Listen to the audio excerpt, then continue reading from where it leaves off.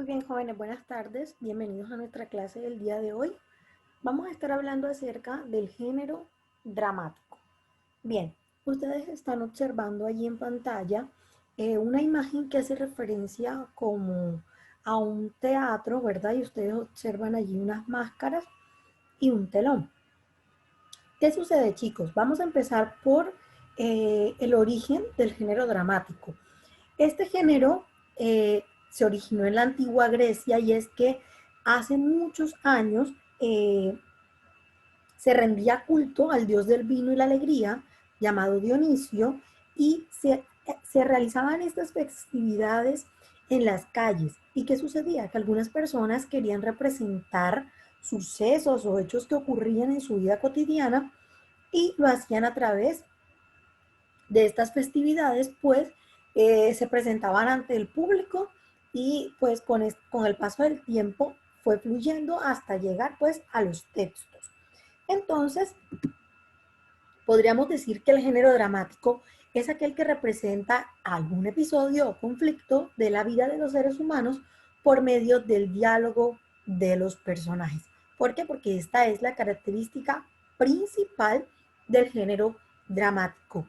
¿Sí? Que el dramaturgo, es decir, la persona que interpreta o que relata los hechos y acontecimientos, él mantiene un diálogo con los demás personajes. Bien. Importante sobre el género dramático. La palabra drama proviene entonces del griego, que fue donde inició todo esto, y en griego sería drao. Esto significa hacer obra o actuar. Bien, y está destinado entonces a ser representado públicamente, como les había mencionado, frente a un auditorio. Bien. Como ya sabemos, en la actualidad y con el paso del tiempo ya se presentaba pues en teatros y en lugares más reconocidos y privados, pero anteriormente sus inicios se hacía en las calles, en frente de las personas que se encontraban en dichas fiestas.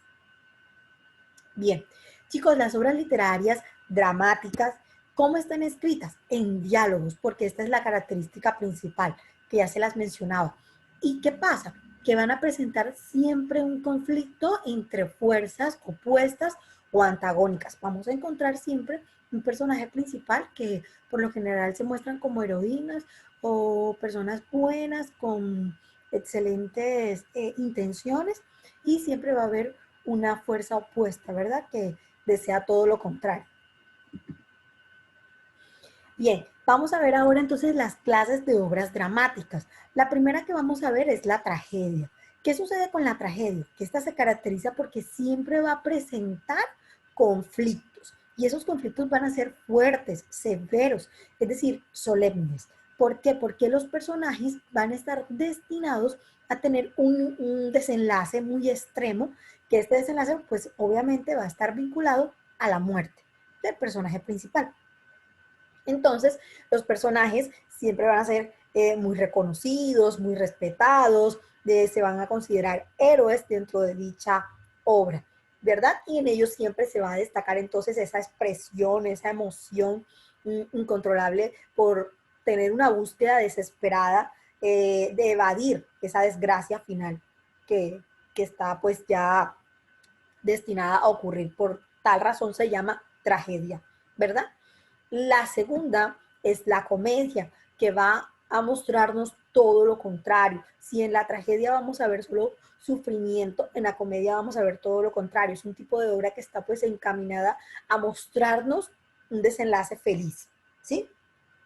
Su tonalidad, es decir, su intención siempre va a ser jocosa, va a ser divertir, siempre va a pretender que el público o la persona que lea se ría, disfrute de lo que se está mostrando o de lo que se está dando a conocer.